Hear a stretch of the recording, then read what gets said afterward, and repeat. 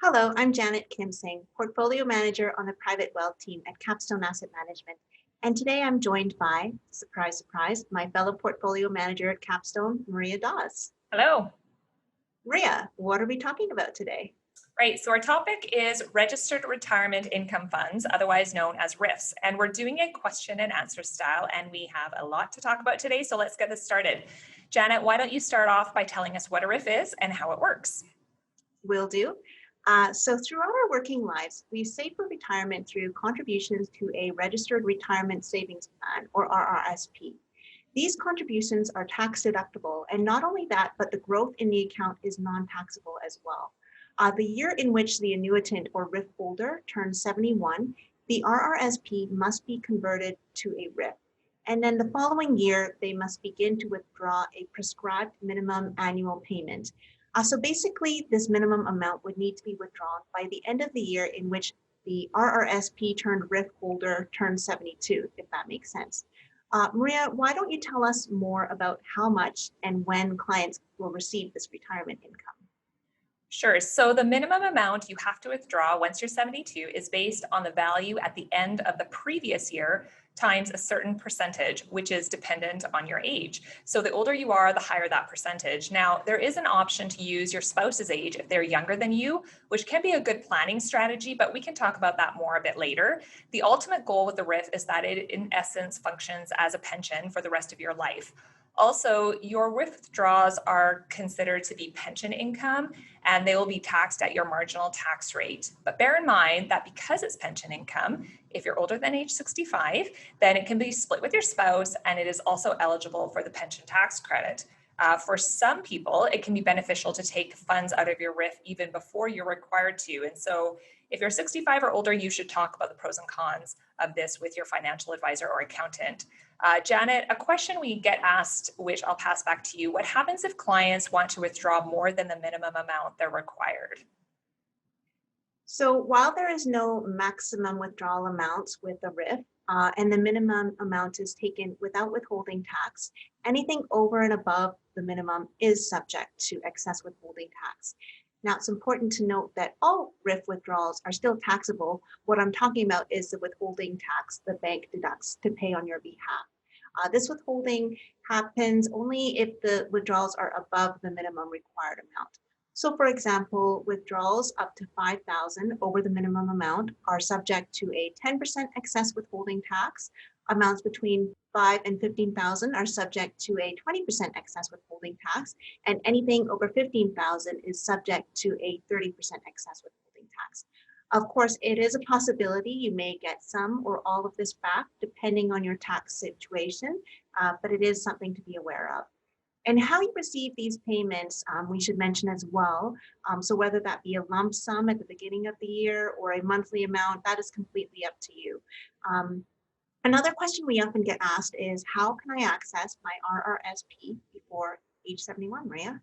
Good one. So converting to a RRIF is only mandatory at age 71 with minimum withdrawals at age 72, but you can choose to convert any time before that if you want. The only caveat is that once it's converted, the RRIF must pay out a minimum withdrawal each year and it cannot be changed back to an RSP.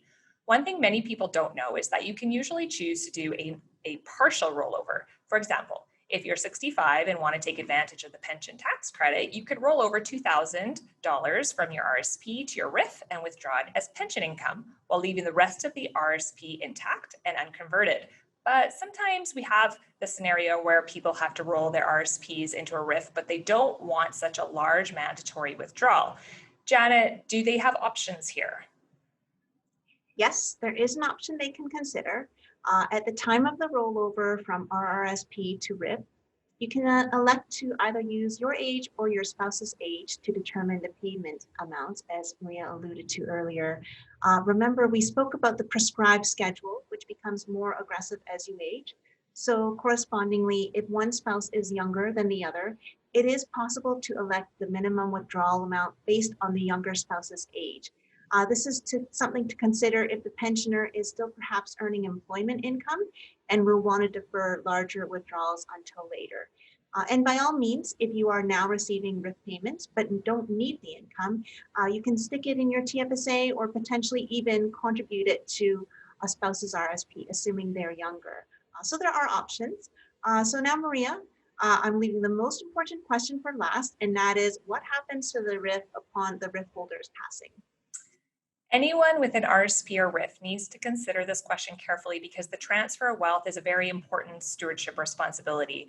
Registered accounts such as a RRIF permit you to designate a beneficiary on the account itself, and this designation falls outside your will. If you choose your spouse or a financially dependent or disabled child or grandchild, then the RRIF will just automatically roll over tax-free to them.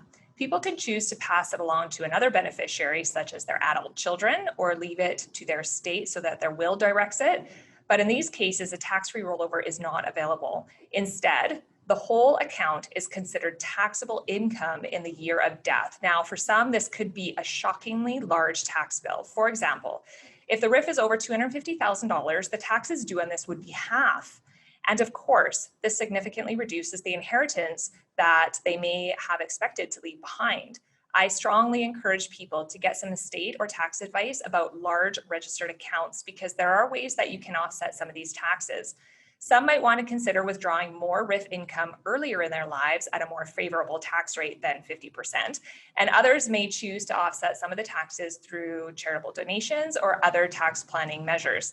One quick note here, if you are leaving a large RRIF to your children and have designated them directly on the account as the beneficiary, then you need to make sure that there is enough money in the estate to pay the taxes that will be due. I have seen adult children on the verge of spending their RRIF inheritance who are suddenly faced with having to put a lot of it back into the estate to pay the taxes that are due.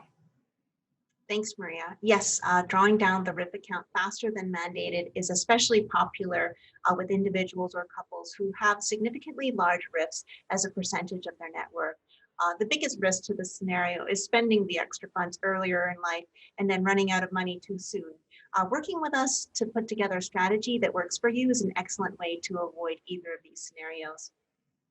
Thank you, Janet. And we do have an article on our website talking about this. If you would like to review what we've discussed, please join us as we continue to explore this theme of retirement and financial planning strategies. And remember, if you have any questions you'd like us to answer, please send them our way. Thanks and bye.